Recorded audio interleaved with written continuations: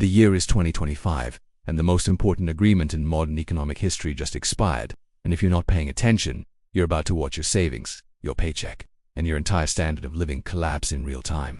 For 50 years, every barrel of oil sold on Earth was priced in US dollars. Every country needed dollars to buy energy. That created artificial demand for American currency that made the United States the most powerful nation on Earth, even though we produce almost nothing and owe everyone everything. But that system just ended, and the media isn't telling you. Your politicians aren't warning you, because if you knew what was actually happening, you'd understand that the America you grew up in is already gone. The Petrodollar agreement died in 2025, and when it dies, the dollar's global dominance dies with it. Most people won't see it coming, but the smart money already moved. They're in gold, farmland, and foreign assets. They understand what every empire that debased its currency learned the hard way. The money you're holding is only worth what other people believe it's worth, and that belief is breaking right now. Let me tell you a story about how we got here. Because this didn't start in 2025, it started in 1971. August 15th, 1971. Richard Nixon appears on television and tells the world that the United States is temporarily closing the gold window. Translation: the dollar is no longer backed by gold, it's just paper. A promise. To understand why this matters, you need to understand what came before. From 1944 to 1971, the global financial system operated under the Bretton Woods Agreement. This was the deal made at the end of World War II when Allied nations gathered in Bretton Woods, New Hampshire, to redesign the international monetary system. The agreement was simple. The US dollar would be pegged to gold at $35 per ounce.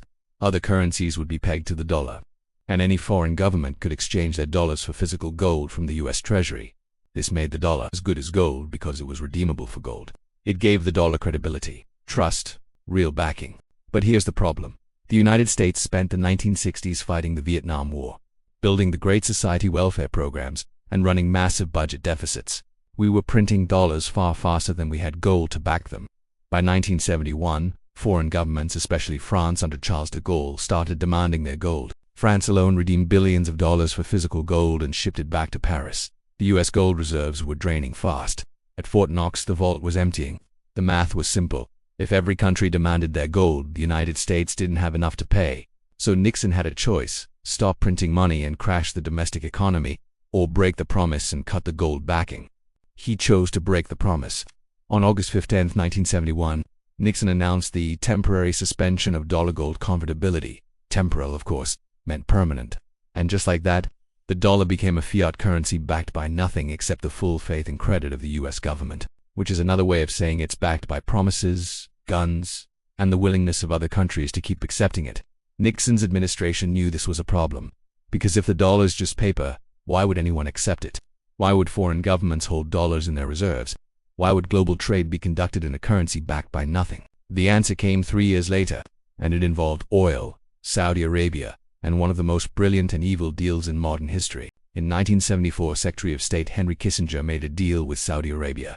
A simple deal, a brilliant deal, an evil deal. Here's how it worked. Saudi Arabia, the world's largest oil exporter, would agree to price all of their oil exclusively in US dollars. No euros, no yen, no gold, dollars.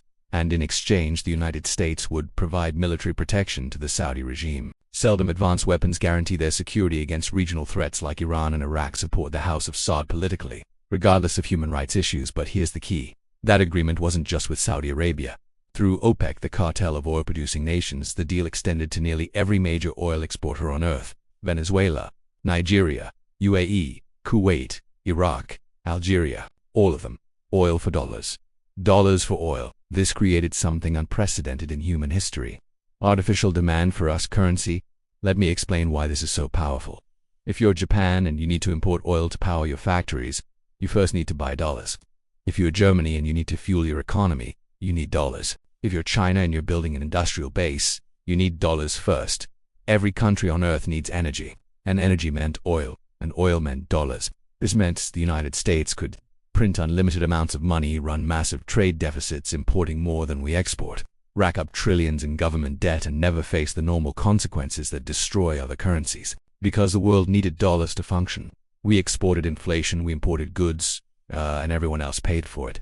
Think about what this means in practice. When the Federal Reserve prints $1 trillion, that money should cause inflation in America. Prices should rise. The currency should weaken. But under the petrodollar system, Those dollars flowed overseas. Foreign governments needed them to buy oil, so they held them in reserves. Foreign central banks bought U.S. Treasury bonds to park those dollars safely. The inflation got exported. The world absorbed our monetary expansion, and America got to consume without producing. The petrodollar system wasn't just an agreement. It was the foundation of American power. More important than the military, more important than technology, more important than innovation. Because control of global currency meant control of global trade, and control of global trade meant control of everything. For 50 years, this system worked perfectly. The dollar remained the world's reserve currency, not because of gold backing, not because of economic strength, but because of oil. Every country held dollars in reserve. Every central bank bought U.S. Treasury bonds.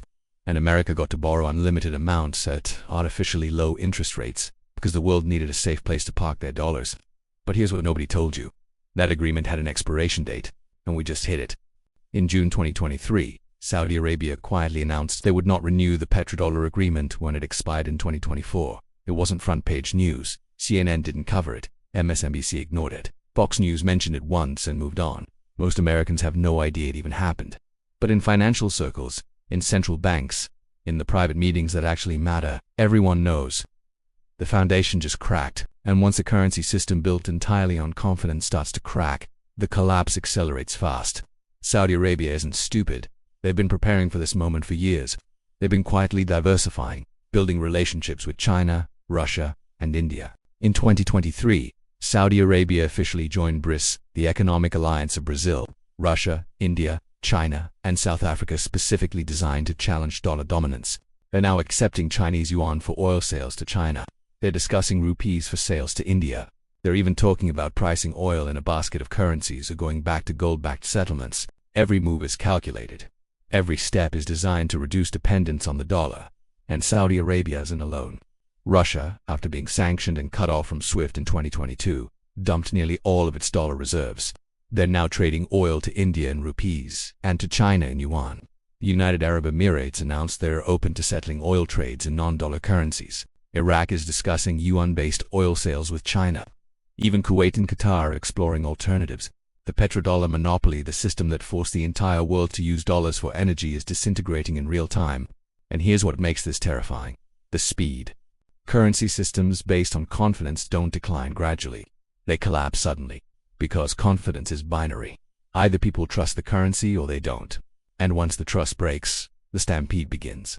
Let me give you the numbers, because the scale of what's happening is staggering. In the year 2000, roughly 73% of global foreign exchange reserves were held in US dollars. The dollar was unquestionably dominant. By 2020, that had dropped to 59%. In 2024, it fell below 55%. It might not sound dramatic, but in the world of reserve currencies, this is a freefall.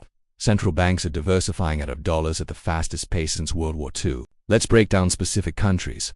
China has reduced its U.S. Treasury holdings by over $300 billion since 2021. They now hold roughly $850 billion, down from $1.3 trillion in 2013. They're reactively moving reserves into gold, yuan-denominated bonds, and hard assets. Russia dumped nearly all of its dollar reserves after 2014 sanctions. Russia now holds less than $10 billion in U.S.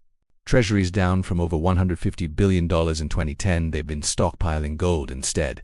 Russia's gold reserves have more than quintupled since 2005. Japan, even America's most loyal ally, is quietly diversifying. Japan reduced treasury holdings from $1.3 trillion in 2021 to under $1.1 trillion in 2024. India, conducting bilateral trade with Russia, UAE, and other nations in rupees, completely bypassing the dollar.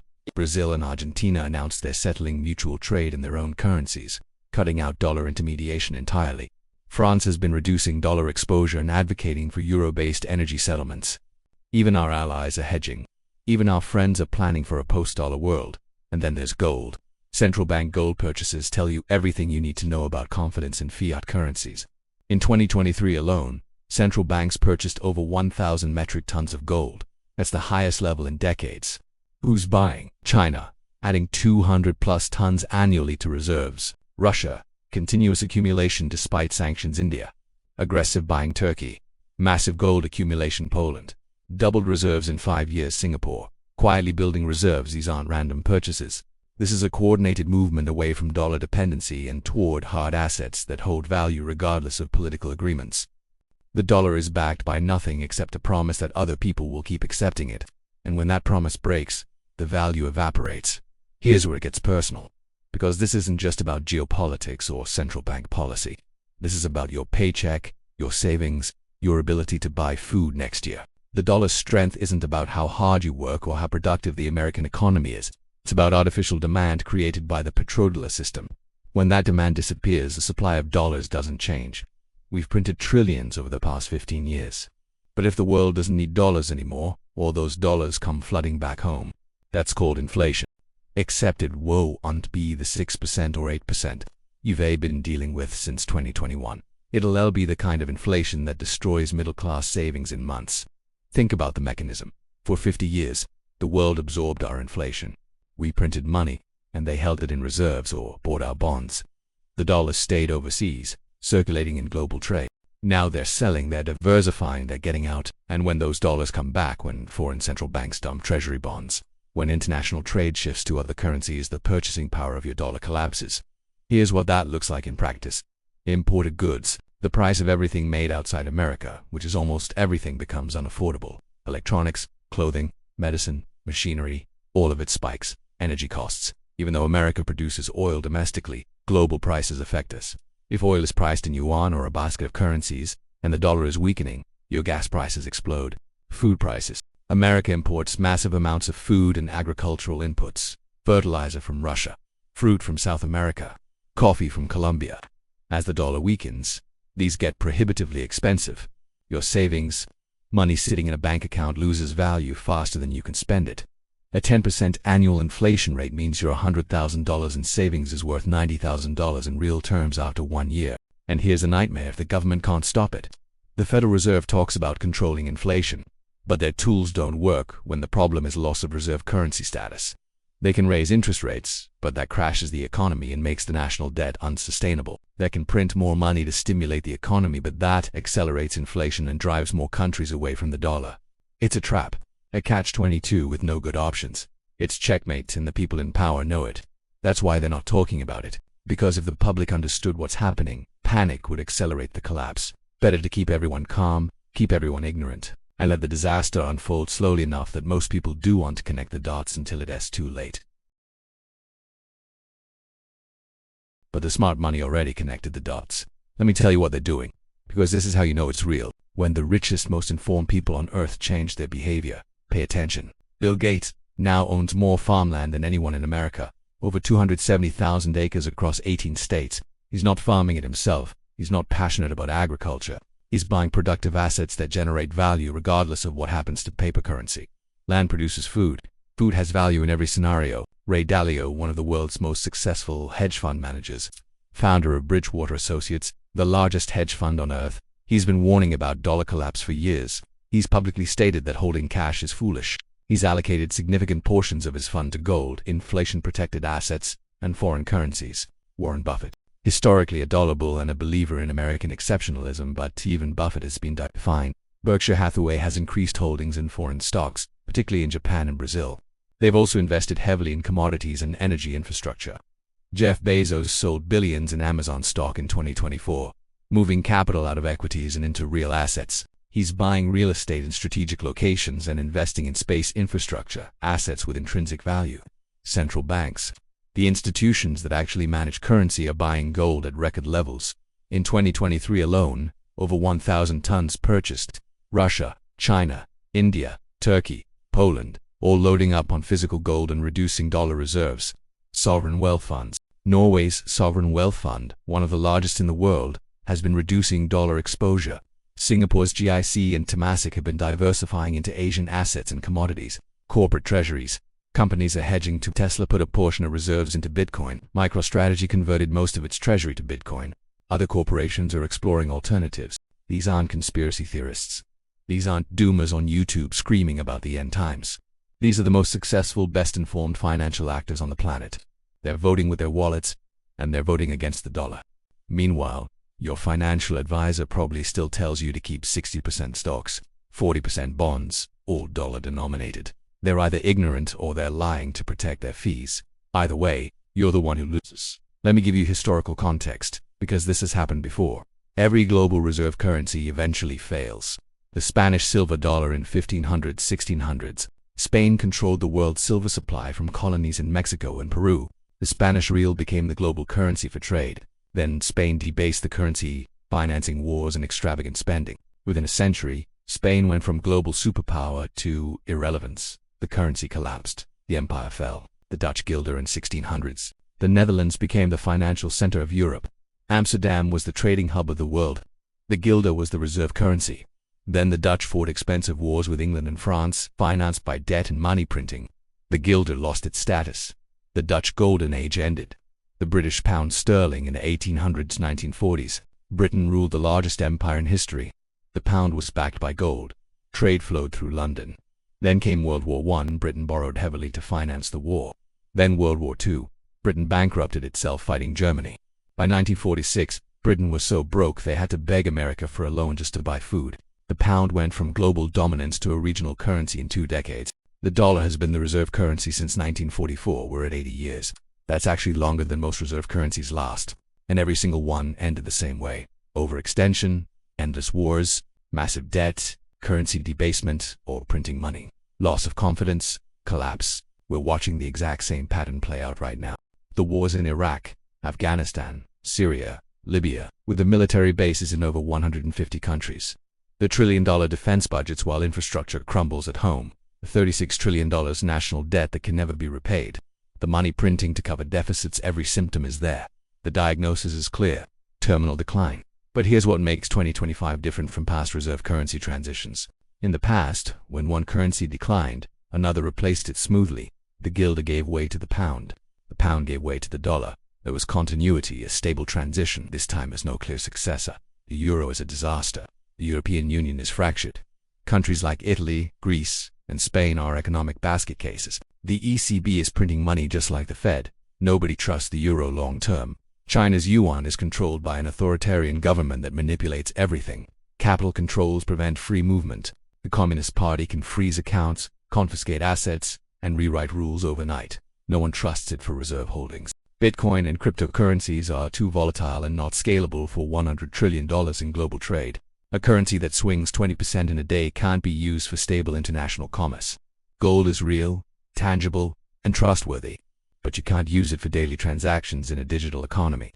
You can't split a gold bar to buy coffee. We're heading into a world where there is no dominant reserve currency. That's called a multipolar currency system, and it's chaotic. Exchange rates swing wildly. Trade becomes more expensive and more complicated. Trust breaks down. Countries start demanding payment in their own currency or in barter arrangements. Global trade shrinks. Supply chains fragment. Costs rise. This isn't a smooth transition to a new system. This is a breakdown of the system itself. Let's talk about what happens next. Because the petrodollar ending isn't the final collapse. It's the first domino. Here's the cascade. First, oil-producing nations start accepting other currencies. That's already happening. China pays for Saudi oil in yuan. India uses rupees. UAE accepts dirhams. This reduces global dollar demand immediately. Second, countries holding massive dollar reserves start selling. They don't want to be the last one holding the bag. Russia already did this. China's doing it slowly to avoid crashing their own treasury holdings. Others will follow. When they sell, treasury bond prices fall and interest rates spike.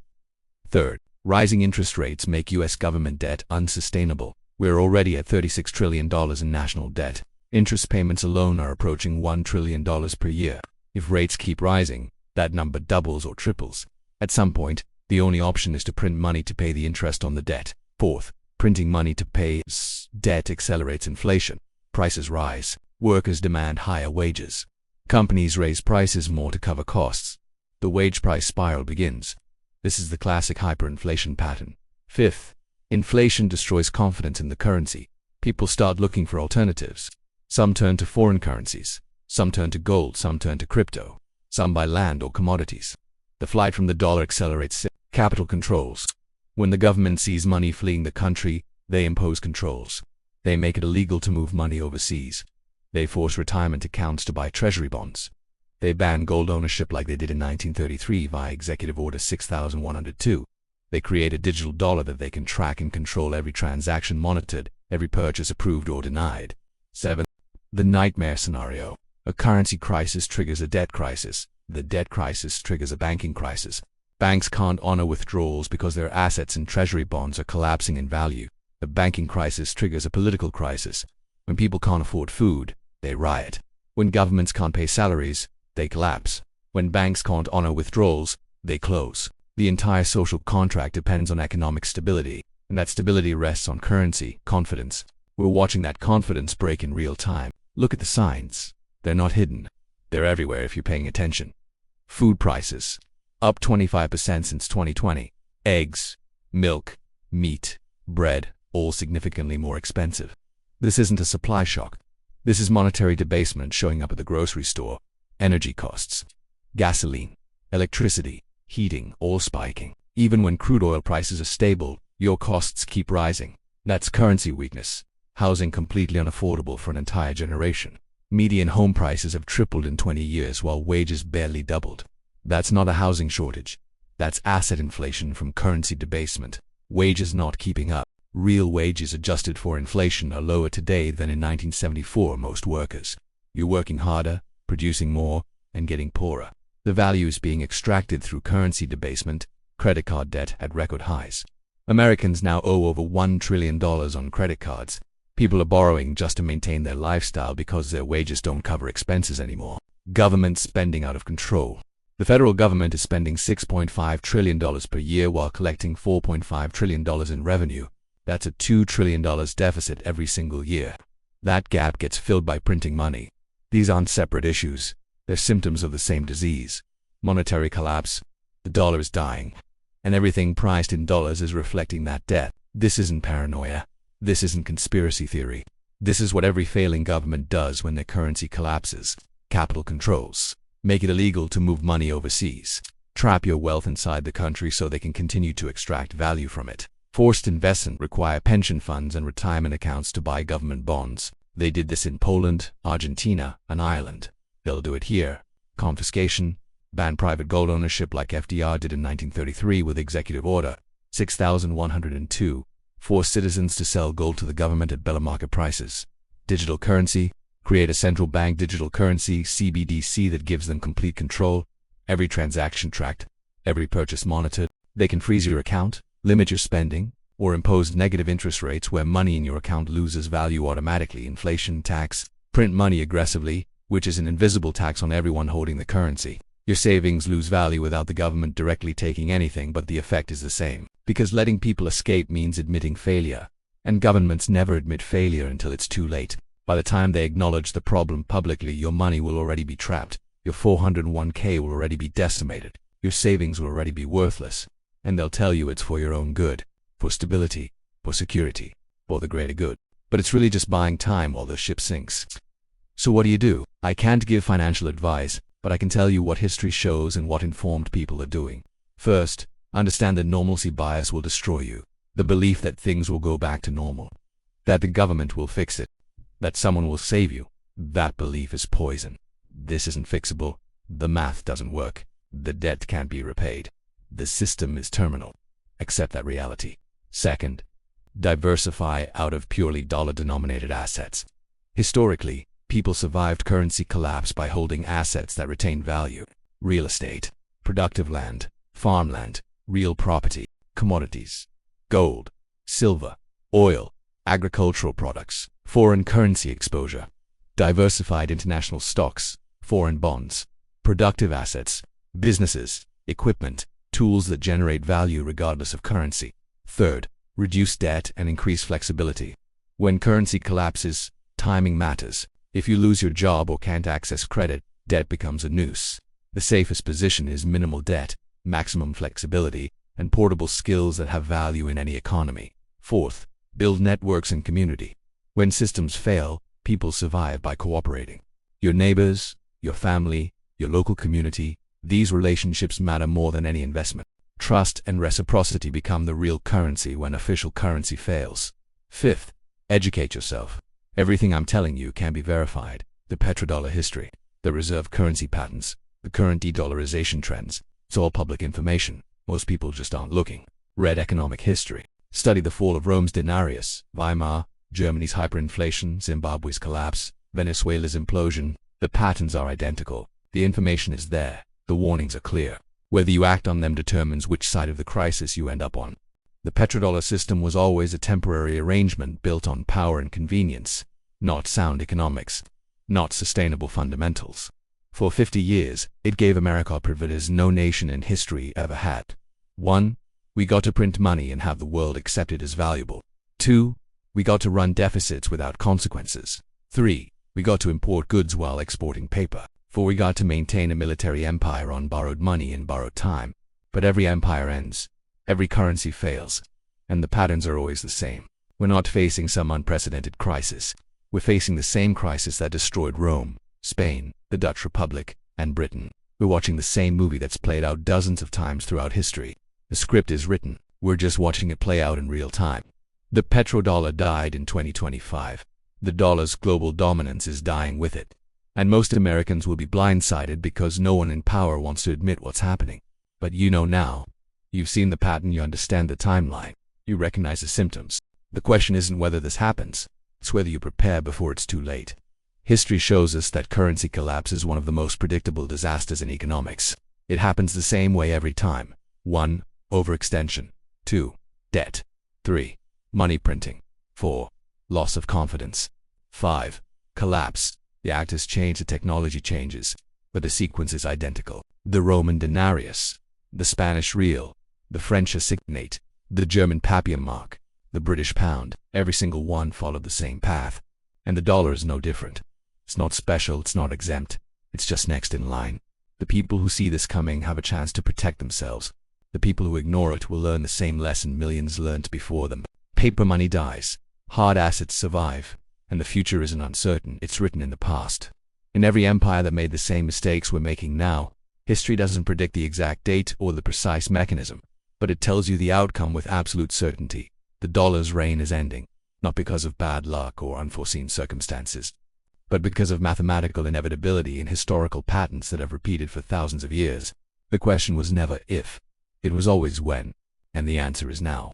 The petrodollar just died. The empire's foundation just cracked, and everything built on that foundation is coming down. Are you ready? Because ready or not, here it comes. If this opened your eyes, hit subscribe, because I'll be covering every step of this collapse as it unfolds.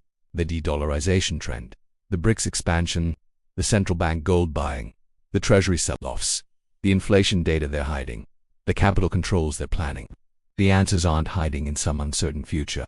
They're written in the past. In the fall of every empire that debased its currency and believed the party would never end. I'll show you where to look. I'll show you the patterns. And I'll show you what's coming next. Because knowledge is the only edge you have when the system is rigged against you. The petrodollar just died. The dollar is next. And the only question that matters is, will you be ready when it happens? Drop a comment and tell me, are you preparing? What assets are you moving into? What do you think happens next? Let's talk about it. Because this conversation matters more than any financial advisor or government official will ever tell you. Thanks for watching. Stay informed, stay prepared, and I'll see you in the next one.